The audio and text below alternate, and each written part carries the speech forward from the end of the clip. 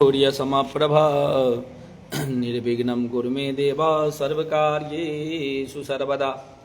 नमो दिव्ये महादिव्ये शिवाये सत्यं नमः। नमः प्रकृते भद्राये नियतापन्तास्मदाम्। मङ्गलं भगवान् विष्णु मङ्गलं गरुडध्वजं मङ्गलं पुण्डरीकाक्ष मङ्गलाय तनोहरि। मंगलम भगवान शंभु मंगलम वृषभध्वज मंगलम पार्वतीनाथ मंगलाय तनोहरः। गुरुर्ब्रह्मा गुरुर्विष्णु गुरुर्देवो महेश्वरः गुरुर्साक्षात् परब्रह्म तस्मै श्री गुरुवे नमः। नारायण नमस्कृत्य नरं चैव नरोत्तमं देवीं सरस्वतीं व्यासं ततो जयमुदीरये। ओम श्री जगदम्बिकायै नमः।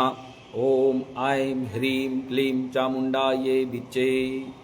श्रीमद्देवी भागवत महात्म्य प्रथमो अध्यायः।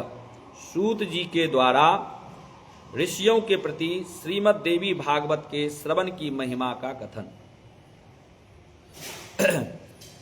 जगत के सृष्टि कार्य में जो उत्पत्ति रूपा, रक्षा कार्य में पालन शक्ति रूपा, संहार कार्य में रौद्र रूपा है, संपूर्ण विश्व प्रपंच जिनके लिए क्रीड़ा स्वरूप है, जो परा पश्यंती मध्यमा तथा वैखरी वाणी में अभिव्यक्त होती है और जो ब्रह्मा विष्णु महेश द्वारा निरंतर आराधित है, वे प्रसन्न चित्त वाली देवी भगवती मेरी वाणी को अलंकृत परिशुद्ध करें।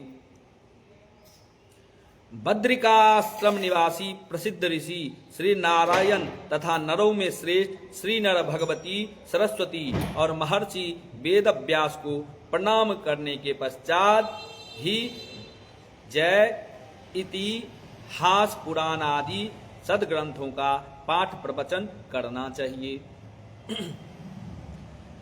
ऋषिगण बोले कि हे सूत जी, हे महामते, हे व्यास शिष्य, आप दीर्घजीवी हो।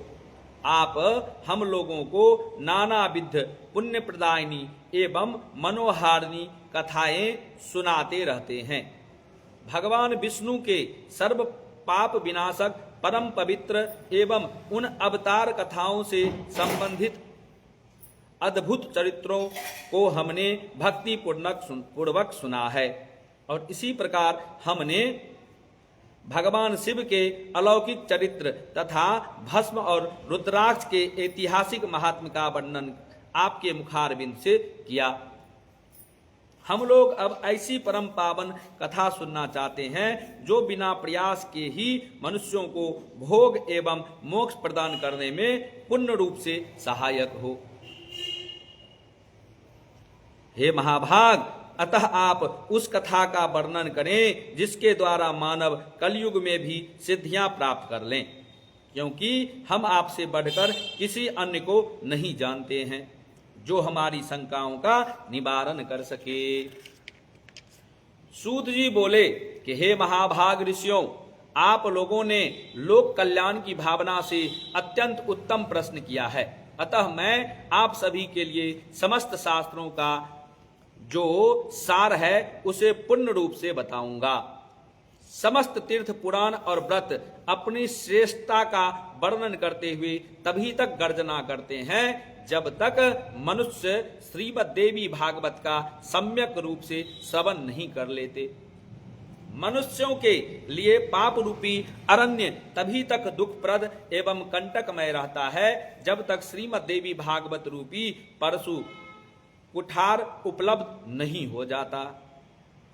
मनुष्यों को उपसर्ग ग्रहण रूपी घोर अंधकार तभी तक कष्ट पहुंचाता है जब तक श्रीमद्देवी भागवत रूपी सूर्य उनके सम्मुख उदित नहीं हो जाते हैं। ऋषिगण बोले कि हे वक्ताओं में श्रेष्ठ महाभाग सूत जी, आप हमें बताएं कि वह श्रीमद्देवी भागवत पुराण कैसा है और उनके श्रवण की विधि क्या है, उस पुराण को कितने दिनों में सुनना चाहिए, उनके श्रवण की अवधि में पूजन विधान क्या है, प्राचीन काल में किन किन मनुष्यों ने इसे सुना और उनकी कौन कौन सी कामनाएं पूर्ण हुई। तब सूत जी ने कहा कि प्राचीन काल में पराशर ऋषि द्वारा सत्यवती के गर्भ से विष्णु के अंश स्वरूप मुनि व्यास उत्पन्न हुए। उन्होंने वेदों का 4 विभाग करके उन्हें अपने शिष्यों को पढ़ाया। पतितों, ब्राह्मणाधमों, विद्याध्ययन के अनाधिकारियों, स्त्रियों एवं दूषित बुद्धि वाले मनुष्यों को धर्म का ज्ञान कैसे हो, मन में ऐसा विचार करके भगवान बदरायन व्यास जी ने उनके धर्म ज्ञानार्थ पुराण संहिता का प्रणयन किया। उस भगवान व्यास मुनि ने 18 पुराणों एवं महाभारत का प्रणयन करके सर्वप्रथम मुझे ही पढ़ाया।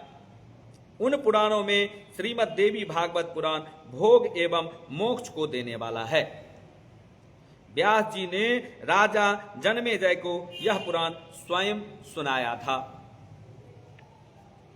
पूर्व काल में इन जन्मेजय के पिता राजा परीक्षित तक्षक नाग द्वारा काट लिए गए।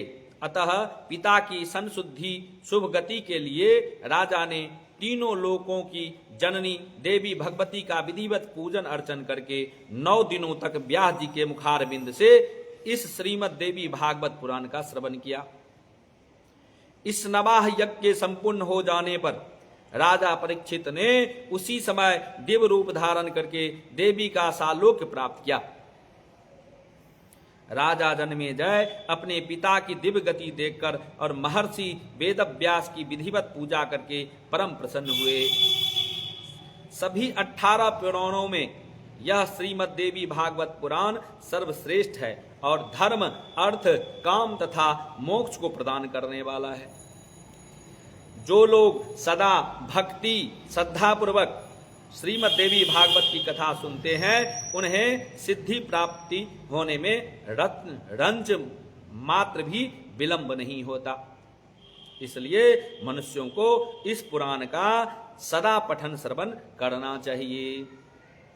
पूरे दिन के आधे समय तक, चौथाई समय तक, मुहूर्त भर अथवा एक क्षण भी जो लोग भक्ति पूर्वक इसका श्रवण करते हैं उनकी कभी भी दुर्गति नहीं होती। मनुष्य सभी यज्ञों, तीर्थों तथा दान आदि शुभ कर्मों का जो फल प्राप्त करता है वही फल उसे केवल एक बार श्रीमद् देवी भागवत पुराण के श्रवण से प्राप्त हो जाता है। सतयुग आदि युगों में तो अनेक प्रकार के धर्मों का विधान था, किंतु कलयुग में पुराण श्रवण के अतिरिक्त मनुष्यों के लिए अन्य कोई सरल धर्म विहित नहीं है। कलयुग में धर्म एवं सदाचार से रहित तथा अल्प आयु वाले मनुष्यों के कल्याणार्थ महर्षि वेदव्यास ने अमृत रसमय श्रीमद् देवी भागवत नामक पुराण की रचना की। अमृत के पान से तो केवल एक ही मनुष्य अजर अमर होता है, किंतु भगवती का कथा रूप अमृत संपूर्ण कुल को ही अजर अमर कर देता है। श्रीमद् देवी भागवत के कथा श्रवण में महीनों तथा दिनों का कोई भी नियम नहीं है। अतएव मानवों द्वारा इसका सदा ही सेवन, पठन, श्रवण किया जाना चाहिए। आश्विन चैत्र मास तथा आषाढ़ इन महीनों के चारों नवरात्रों में, आश्विन, चैत्र, माघ तथा आषाढ़ इन महीनों के चारों नवरात्रों में इस पुराण का श्रवण विशेष फल प्रदान करता है। अतएव श्रीमद् देवी भागवत का यह नवाह यज्ञ समस्त पुण्य कर्मों से अधिक फलदायक होने के कारण मनुष्यों के लिए विशेष पुण्यप्रद कहा गया है। जो कलुषित हृदय वाले पापी, मूर्ख, मित्रद्रोही, वेदों की निंदा करने वाले, हिंसा में रत और नास्तिक मार्ग का अनुसरण करने वाले मनुष्य हैं, वे भी कलयुग में इस नवाह यज्ञ के अनुष्ठान मात्र से पवित्र हो जाते हैं। जो मनुष्य दूसरों के धन तथा पराई स्त्रियों के लिए ललायित रहते हैं, पाप के बोझ से दबे हुए हैं,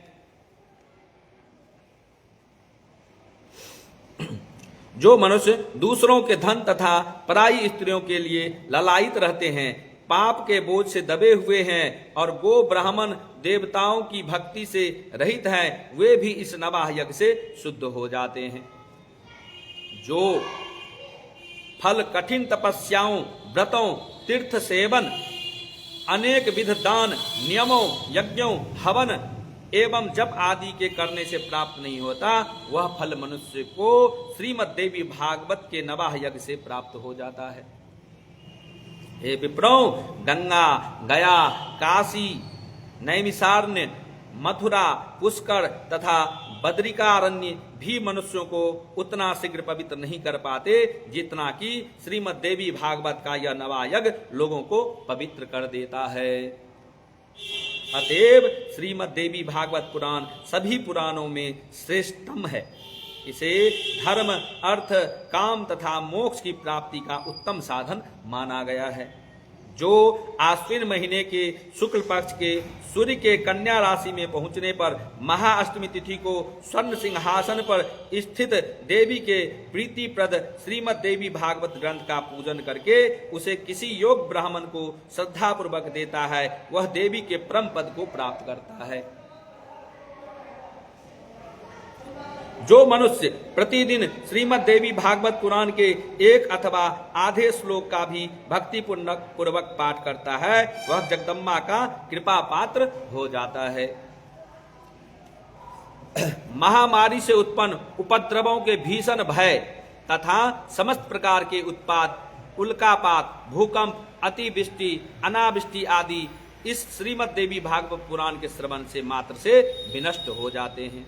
बाल ग्रहों, स्कंद ग्रह, स्कंदा, पसमार, शकुनी, रेवती, पूतना, अंधपूतना, शीतपूतना, मुखमंडिका और नायगमेश तथा भूत प्रेत आदि से उत्पन्न भय इस श्रीमद् देवी भागवत पुराण के श्रवण से बहुत दूर से ही भाग जाते हैं।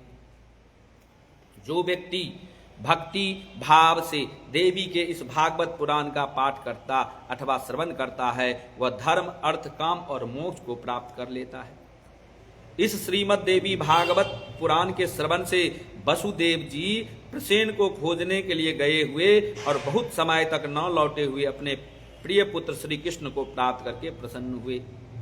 जो मनुष्य भक्ति पूर्वक इस श्रीमद् देवी भागवत पुराण की कथा को पढ़ता है तथा इसका श्रवण करता है, वह भोग तथा मोक्ष दोनों प्राप्त कर लेता है। अमृत स्वरूप इस श्रीमद् देवी भागवत के श्रवण से पुत्रहीन मनुष्य पुत्रवान हो जाता है, दरिद्र व्यक्ति धनवान धन से संपन्न हो जाता है तथा रोगग्रस्त मनुष्य रोग से मुक्त हो जाता है। बंध्या स्त्री, एक संतान वाली स्त्री अथवा वह स्त्री जिनकी संतान पैदा होकर मर जाती हो, वे भी श्रीमद् देवी भागवत पुराण सुनकर दीर्घ आयु वाला पुत्र प्राप्त करती है। जिस घर में नित्य श्रीमद् देवी भागवत पुराण का पूजन किया जाता है, वह घर तीर्थ स्वरूप हो जाता है तथा उसमें निवास करने वाले लोगों के पापों का नाश हो जाता है। जो मनुष्य अष्टमी, नवमी अथवा चतुर्दशी तिथि को श्रद्धा पूर्वक इसे पढ़ता या सुनता है, वह परम सिद्धि को प्राप्त करता है। इस श्रीमद् देवी भागवत पुराण का पाठ करने वाला ब्राह्मण वेद वेताओं में अग्रगण्य हो जाता है, क्षत्रिय राजा हो जाता है, वैश्य धन संपदा से संपन्न हो जाता है और शूद्र भी इसके श्रवण मात्र से अपने कुल बंधु बांधवों की भी श्रेष्ठता प्राप्त कर लेता है। इस तरह से स्कंद पुराण में मानव खंड में श्रीमद् देवी भागवत महात्म का यह प्रथम उत्सव संपूर्ण हुआ। प्रेम से बोलिए जगदम्बा मैया की जय, दुर्गा महारानी की जय। ओम श्री जगदम्बा अर्पणमस्तु। जय माता दी। बस एक एक अध्याय सुनाएंगे, अब बाकी का कल करेंगे। जय माता दी। माता रानी सबका कल्याण करे। जय माता दी, जय माता दी, जय माता दी।